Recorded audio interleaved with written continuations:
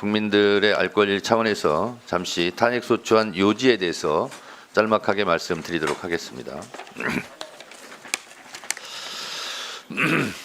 비소추자는 부총리 겸 기획재정부 장관으로서 비상계엄 선포와 같은 중대한 국법상 행위가 대한민국 경제에 미칠 악영향을 정확하게 파악할 수 있는 지위에 있다. 피소추자는 비상계엄의 위헌 위법성을 알 수 있음에도 불구하고 절차적, 실체적 하자가 있는 국무회의에 참석하여 비상계엄이 선포될 수 있도록 돕거나 묵인 또는 방조하였고, 비상계엄이 국회의 권한에 관하여는 특별한 조치를 할 수 없음에도 불구하고 피소추자는 대통령으로부터 예비비 확보, 국회 운영비 차단, 국가 비상 입법기구 관련 예산 편성 등에 관한 대통령의 지시 문건을 건네받고 이를 하급자에게 다시 전달하는 방식으로 지시하였다.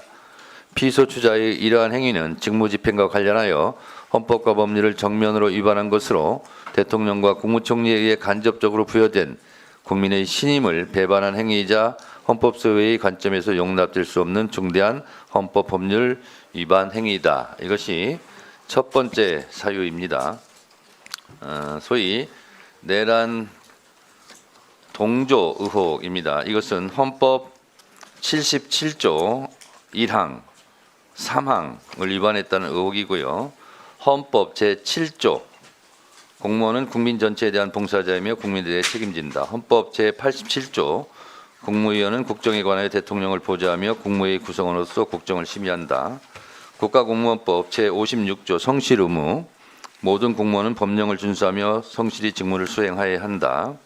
계엄법 제2조 비상계엄은 대통령이 전시 사변 또는 이에 준하는 국가 비상사태 시 적과 교전 상태에 있거나 사회질서가 극도로 교란되어 행정 및 사법 기능의 수행이 현저히 곤란한 경우에 군사상 필요에 따르거나 공공의 안정 질서를 유지하기 위해 선포한다는 조항.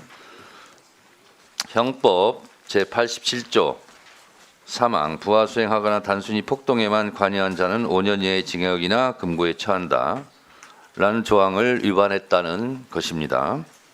두 번째, 피소추자는 국회에서 선출한 마은혁 재판관과 대법관의 제청으로 국회의 동의를 얻은 마용주 대법관 후보자를 임명하지 아니하고 있다. 또한 헌법재판소가 2025년 2월 27일 국회에서 선출한 마은혁을 임명하지 아니한 부작위가 국회의 헌법상 또는 법률상 권한을 침해한다고 결정함에 따라 피소추자는 헌법재판소 결정에 기속되어 임명하여야 함에도 불구하고 이를 이행하지 않음으로써 헌법수호의 의무를 위반하고 법치주의를 훼손하였다 하는 점입니다.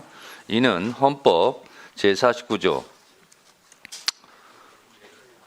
헌법 제104조 2항 대법관은 대법원장의 제청으로 국회의 동의를 얻어 대통령이 임명한다는 조항, 제111조 2항 헌법재판소는 법관의 자격을 가진 구인의 재판관으로 구성하며 재판관은 대통령이 임명한다. 3항 제2항의 재판관 중 3인은 국회에서 선출하는 자를 3인은 대법원장이 지명한 자를 임명한다. 헌법 제27조 모든 국민은 신속한 재판을 받을 권리를 가진다. 형사 피고인은 상당한 이유가 없는 한 지체 없이 공개 재판을 받을 권리를 갖는다. 헌법재판소법 제6조 제1항 재판관은 대통령이 임명한다는 등. 그리고 헌법재판소법 제66조 2항 헌법재판소법 67조 헌법재판소의 권한쟁의 심판의 결정은 모든 국가기관과 지방자치단체를 기속한다. 법원조직법 제41조 대법관은 대법원장의 제청으로 국회의 동의를 받아 대통령이 임명한다는 조항을 위반했다는 것입니다. 또한 제3 번째로 피소추자는 위헌적 비상계엄 선포를 통한 내란 행위의 진상규명을 위한 특별검사의 수사 요구안과 특별검사의 임명 등에 관한 법률 제3조 1항에 따라 지체 없이 특별검사 후보자 추천을 의뢰하여야 함에도 불구하고 이를 이행하지 않고 있다. 피소추자의 이와 같은 행위는 의회민주주의를 원칙으로 하는 헌법 및 국회법 등 법률을 위반했다는 것으로 이에 대해서 헌법 제66조 그리고 특별검사 임명 등에 관한 법률 제3조 특별검사 임명 절차 등을 위반하였다 하여 탄핵 소추되었다는 점을 말씀드립니다.